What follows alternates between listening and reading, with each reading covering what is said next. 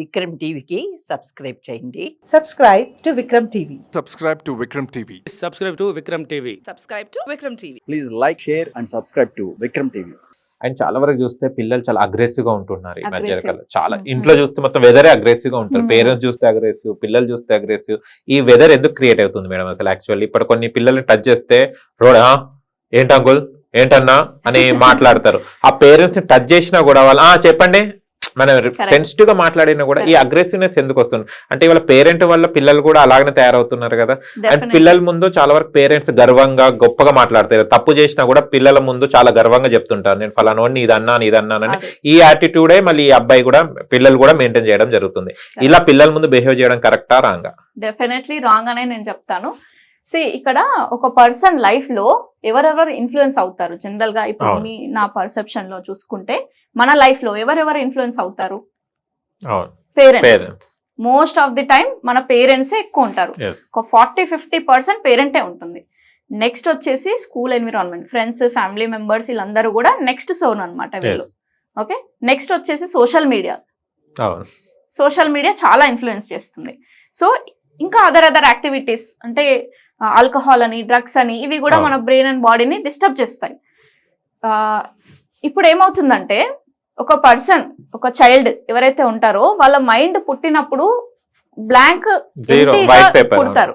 Okay, వాళ్ళ life లో వాళ్ళ బ్రెయిన్ లో ఎలాంటి బిహేవియర్స్ నోట్ అయ్యి రారు కదా. వాళ్ళు పుట్టడంతో అగ్రెసివ్ గా వస్తారా? రారు. పుట్టడంతో అరుస్తారా? రారు కదా.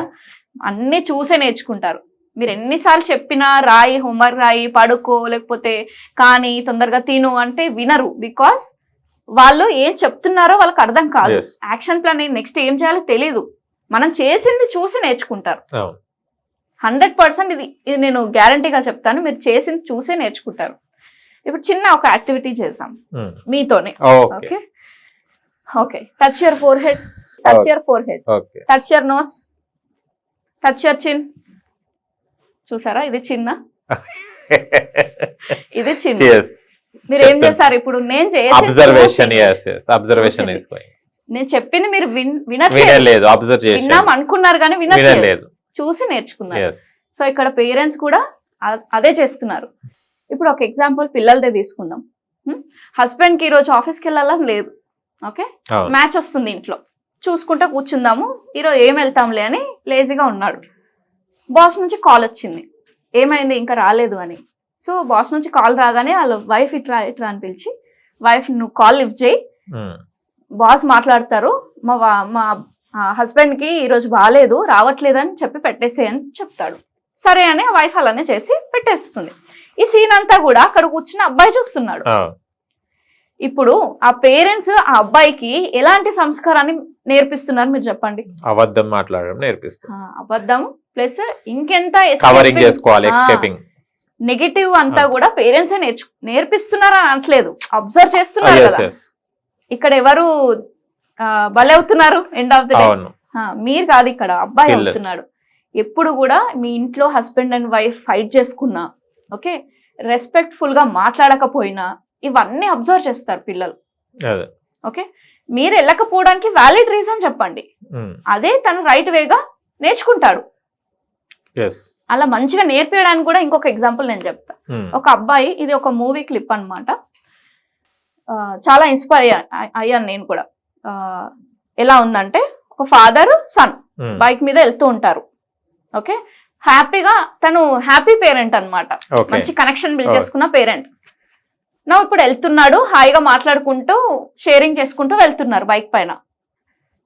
వెళ్ళిపోతున్నారు, సిగ్నల్ చూసుకోవట్లేదు, జంప్ అయ్యి వెళ్ళిపోయారు. కానీ వెనక్కి తిరిగి అబ్బాయి చూసాడు, డాడీ మనం సిగ్నల్ జంప్ చేసాం డాడీ అని చెప్తాడు.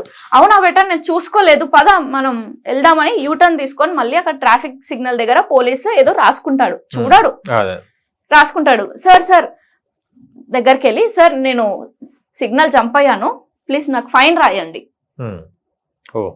ఫైన్ రాయండి అంటే పోలీసు, ట్రాఫిక్ పోలీస్ ఏమంటాడు, మిమ్మల్ని ఎవరైనా ఆపారా అంటాడు.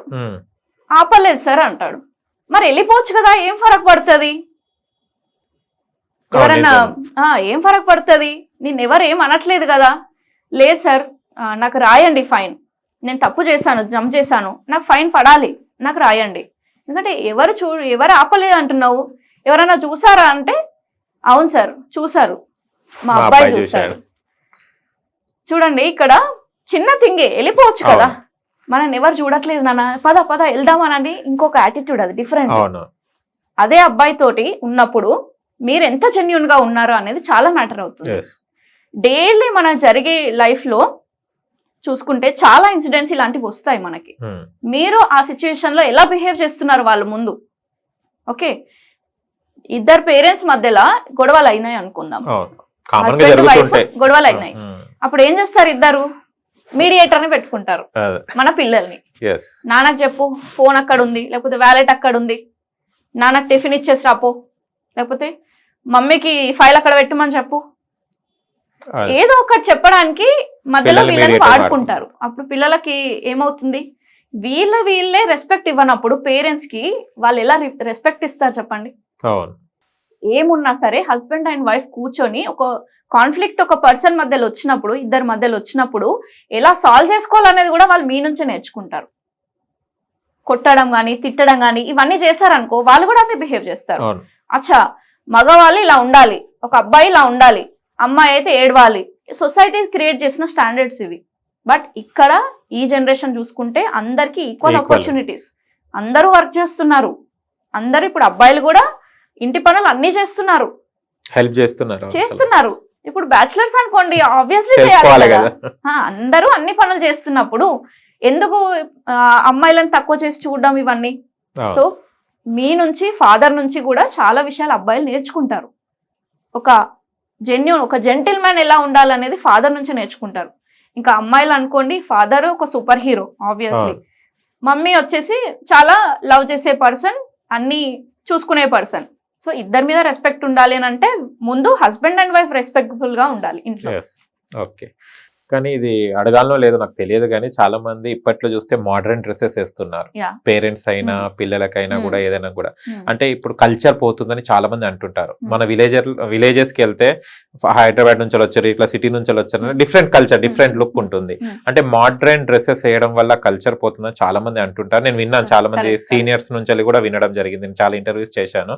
ఇలా డ్రెస్సెస్ వల్ల, ఈ మోడర్న్ డ్రెస్సెస్ వల్ల తోని కూడా కల్చర్ పోయి వేరే యాక్టివిటీస్ కి పిల్లలు అలవాటు పడే ఛాన్సెస్ ఏమైనా ఉన్నాయా?